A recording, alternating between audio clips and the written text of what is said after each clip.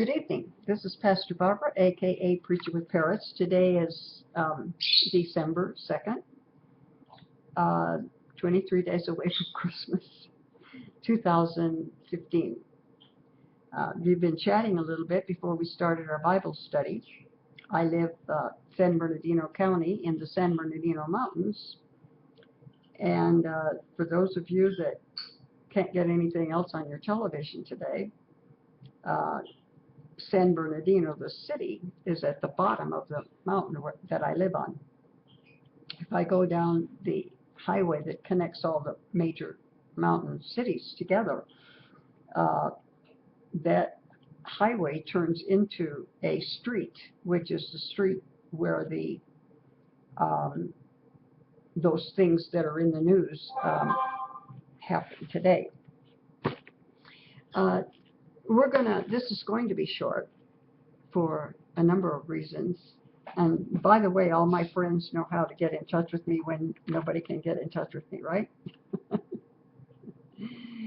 Okay.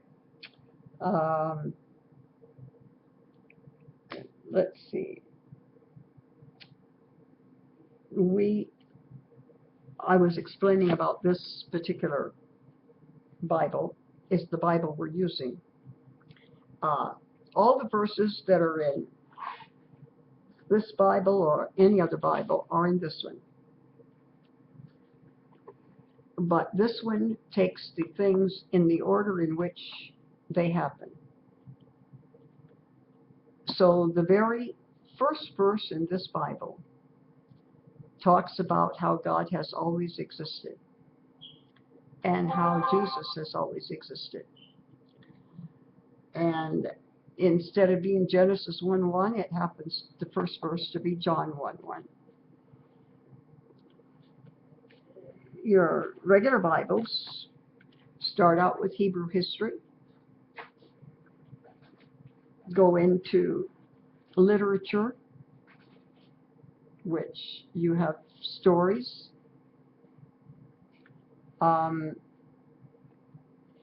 like Song of Solomon. You have music, like the Psalms.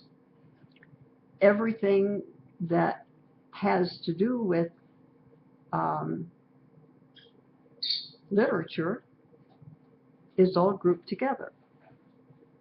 After that comes major prophets, and they're called major prophets because they wrote a lot, 50, 60 chapters. After the major prophets, in most Bibles, come the minor prophets, and they're called minor prophets because they wrote less, like 1 chapter, 3 chapters, 5 chapters. And that's the end of the New Testament.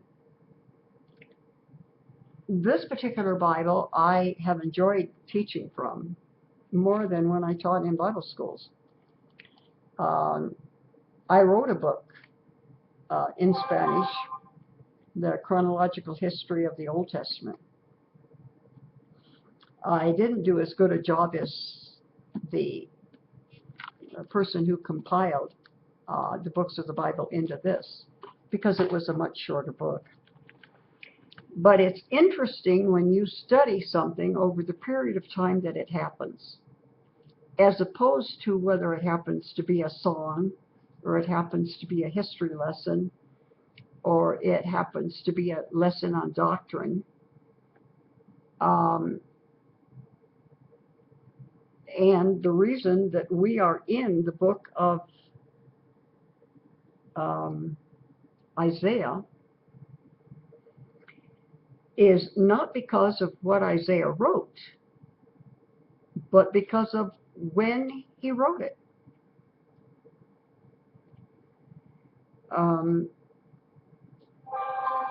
After the 10 northern tribes were taken away by Assyria, only the 2 southern tribes remained, and they're going to remain The next period in history is going to be 135 years. During that time, Judah, there's no more Israel, Judah is going to go through a period when they're going to be serving the Lord, and a period of time when they're not. Judah is going to have some bad kings, just like Israel had. And when they do, they're going to suffer what Israel suffered. And they're going to be carted off in exile. And when they are,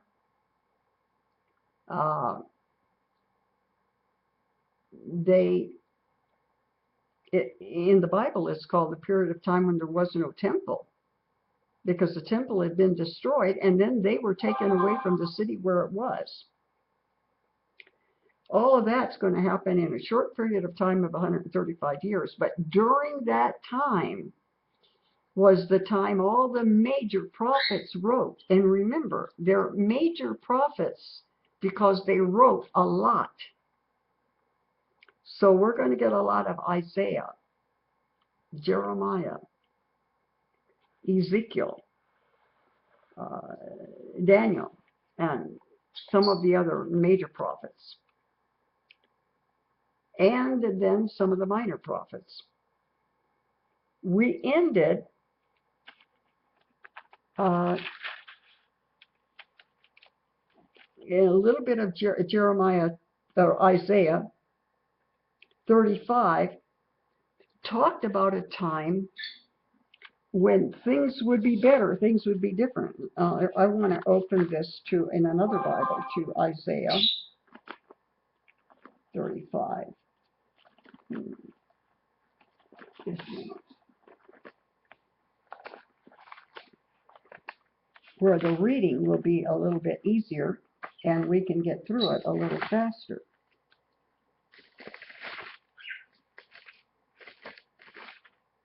Okay, here we go. We read, "The desert shall rejoice and blossom as a rose." Israel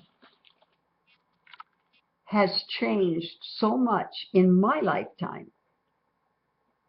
Now, granted, that's a long time, but it's still the lifetime of one person.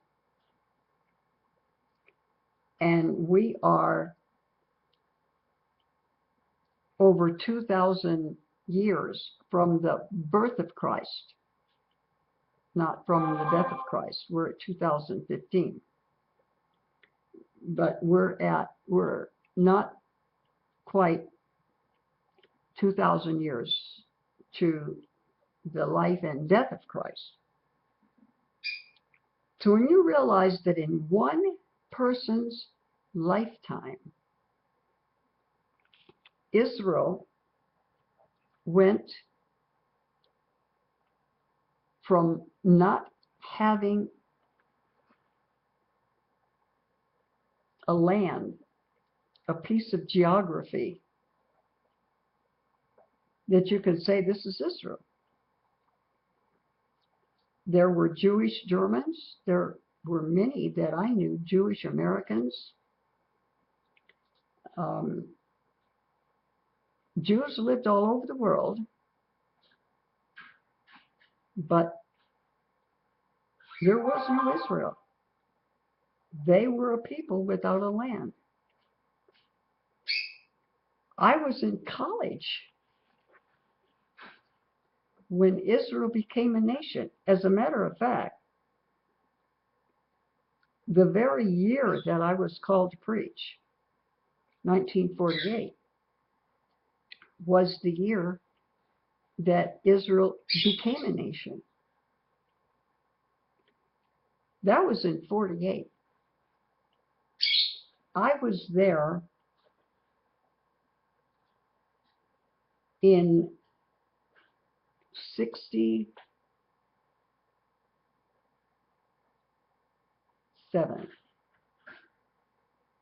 So from 48 to 67 is 19 years.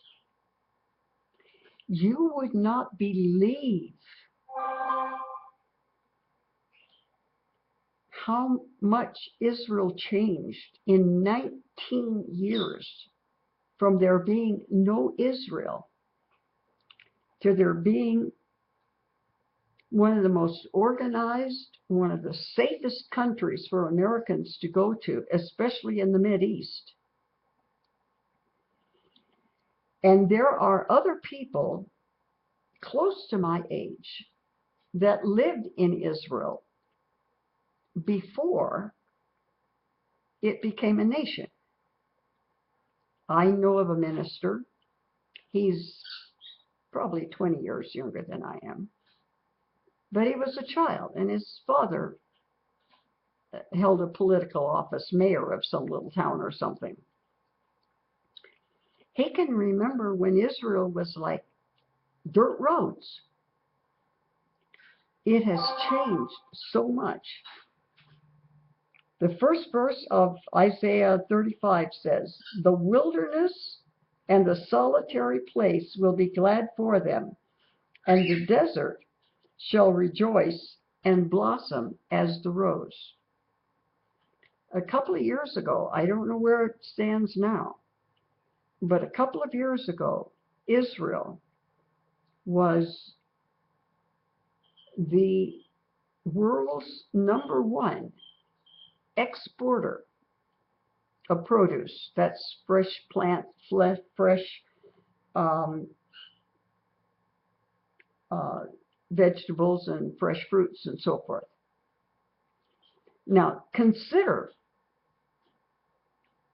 that if I were to hold up a map of the Mideast, I would have to point to where Israel was for you to know where. It is such a small country. East to west, you can drive through it in half a day. North to south, you can drive through it in a day. It's roughly the same size as El Salvador, where I lived, and you could drive through it either direction in a day.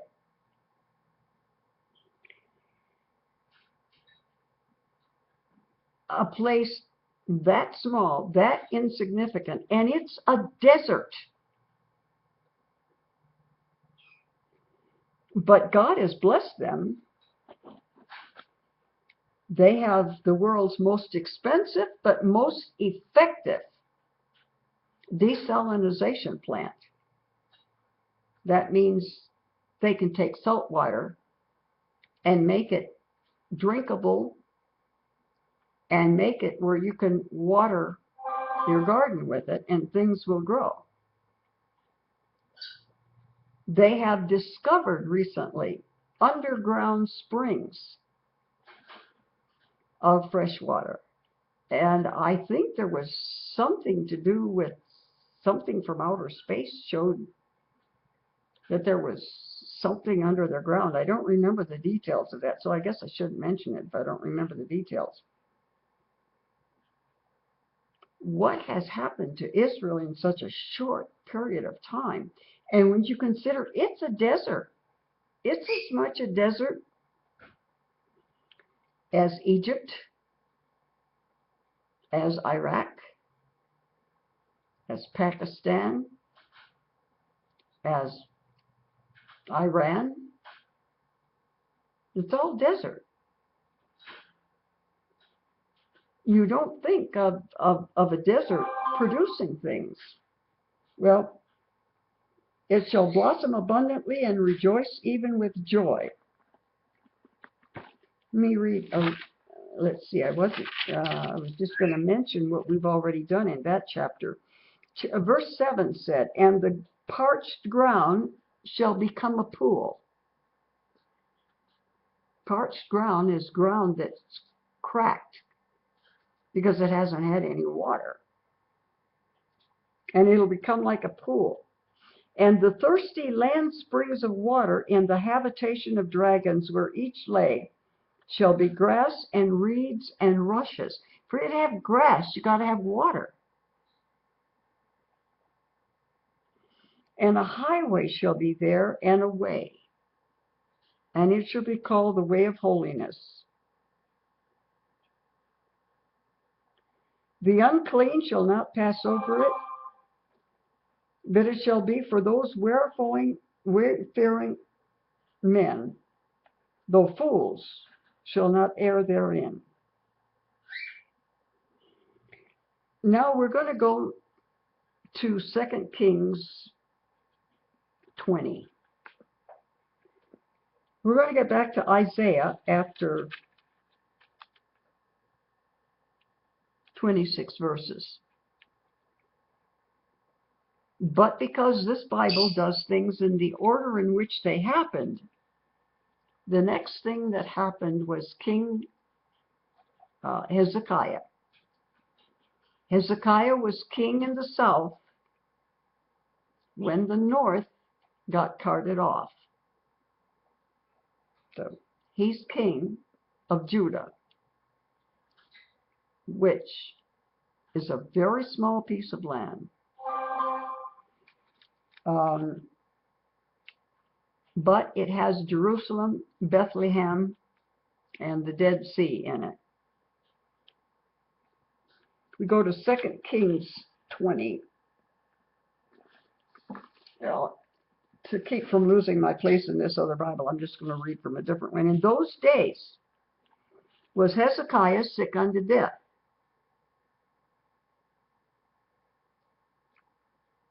And the prophet Isaiah, the son of Amos, came to him and said unto him, Thus saith the Lord,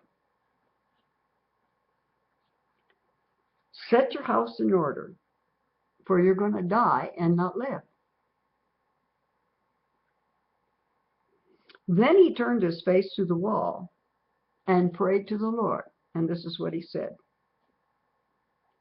I beseech thee, O Lord, remember how I have walked before thee in truth with a perfect heart, and have done that which is good in thy sight. And Hezekiah wept sore. He reminded God he'd been a good king, he'd been a Christian. I guess that's using the word Christian a little out of order in the Old Testament. He'd been a believer, a follower. He'd been obedient. And he felt God owed him. It came to pass, before Isaiah was gone out into the middle court,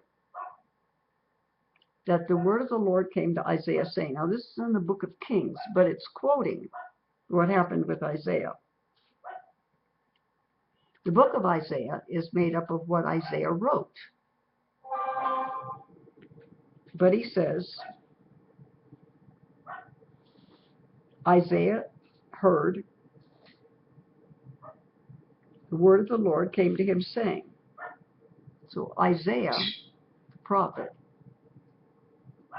is told to go talk to Hezekiah the king.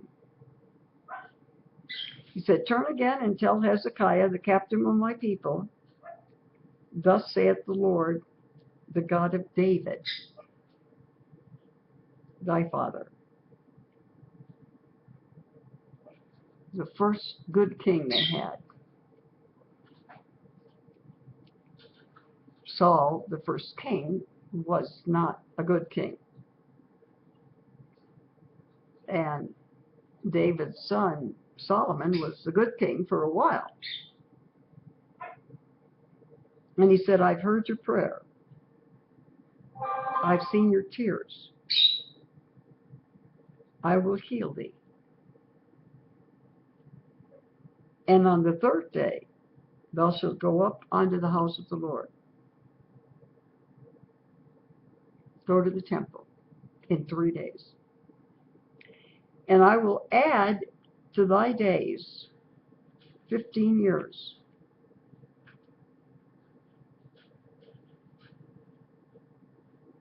And I will deliver thee and this city out of thy hand, of the king of Assyria. See, the king of Assyria had made off with the 10 northern tribes, but he was interested in getting the 2 southern tribes too. He said, I will defend this city for mine own sake and for my servant David's sake. God said, I'm not letting any foreigners come and get Jerusalem for two reasons. Because Israel's my country, and because Jerusalem's my city where the temple is. And Isaiah said, take a lump of figs.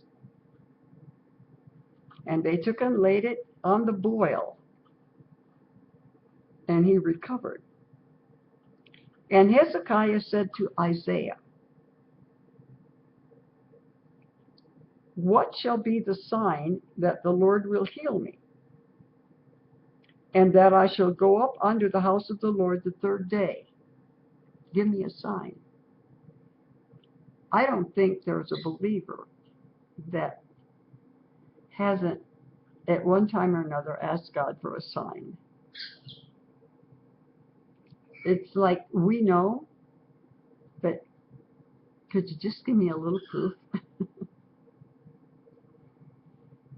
And Isaiah said, this sign shall thou have of the Lord, that the Lord will do the thing that you've spoken. Hezekiah said, could you just prove to me you're really healing me? And he said, the shadow go back forth 10 degrees, or forward 10 degrees. Now, before they had clocks, you could tell what time it was by where the shadow was. You have an object that casts a shadow. At noon, there is no shadow, right? Because the sun comes straight down, so it doesn't cast a shadow. If the sun is, let me see if I can move it over here, you see it better. If the sun is here, and if not the sun, but the thing you put up to determine what time it is, if it's here and the sun is here, it's going to cast a shadow. If the sun is really close, it's going to be a little shadow. If the sun is farther away, it's going to be a greater shadow. You know how shadows are. There are a few people that have these things in their gardens because they're interesting. But that's what he was talking about. It was a matter of changing time.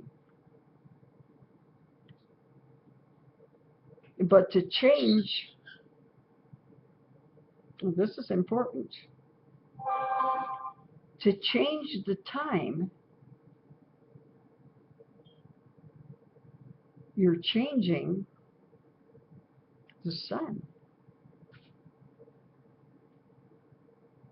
Now, we can go and move rocks around. We can go, if we have one of these sundials in our garden, you can move that around. You can move your lawn furniture around.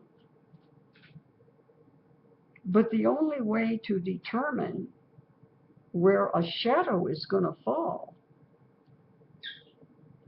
is to determine what happens to the sun.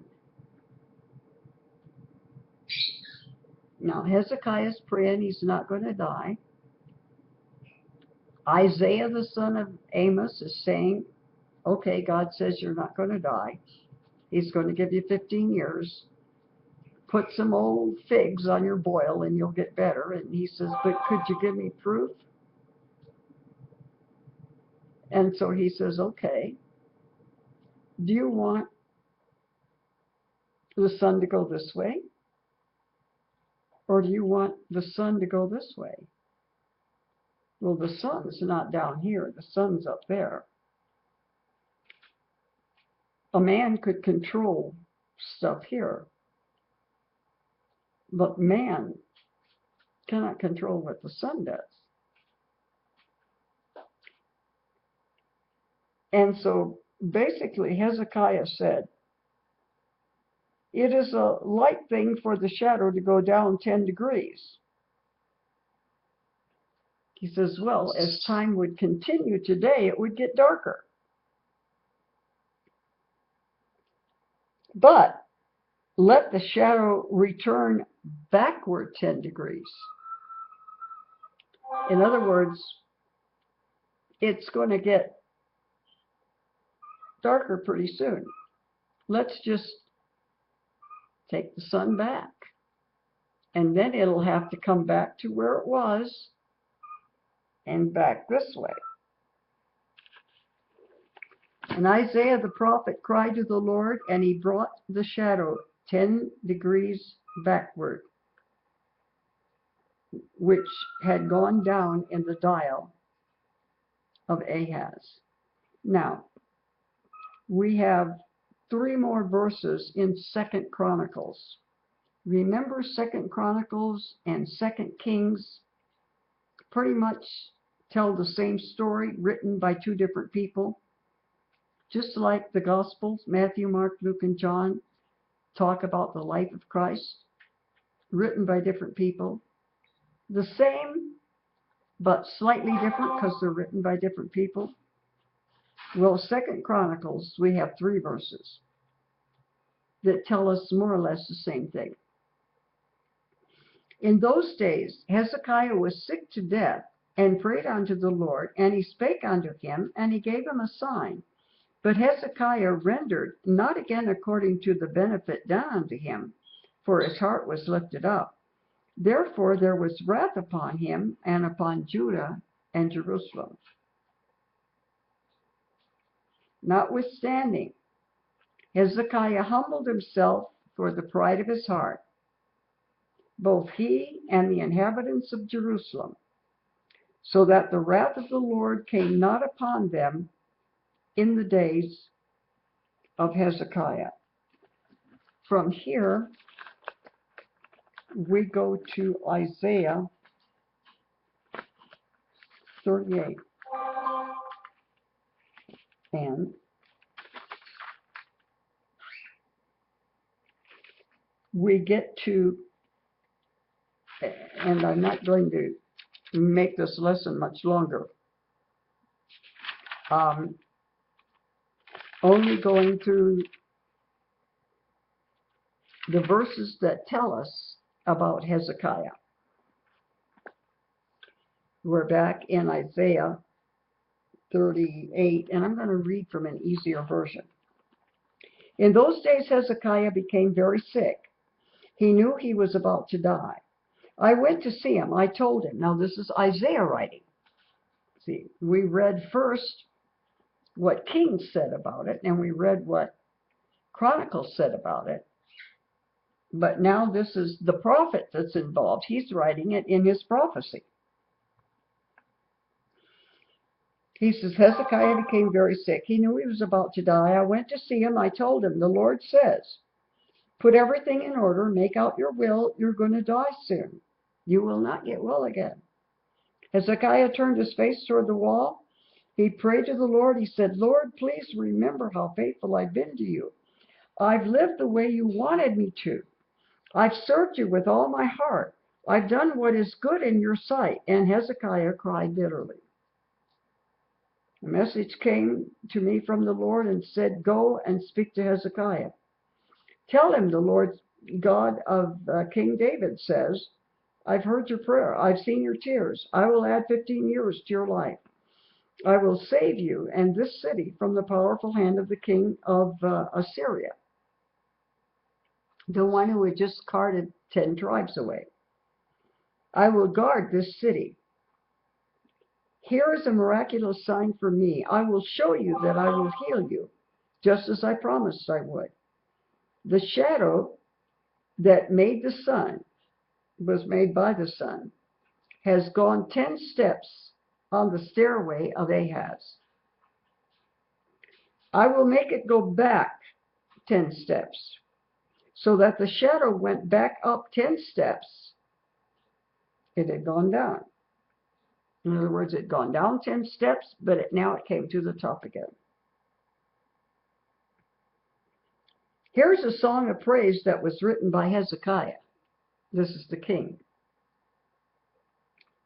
He wrote it after he was sick and after he got well. This is a song of praise. This could very easily be one of the Psalms.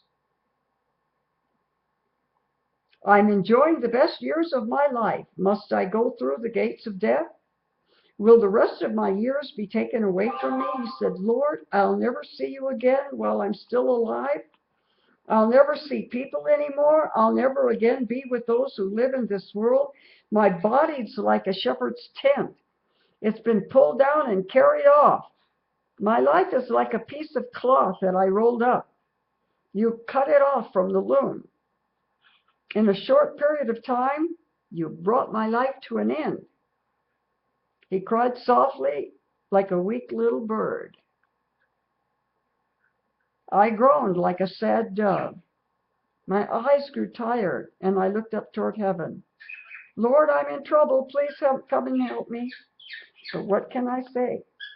You promised to heal me, and you yourself have done it. Now, this is his song.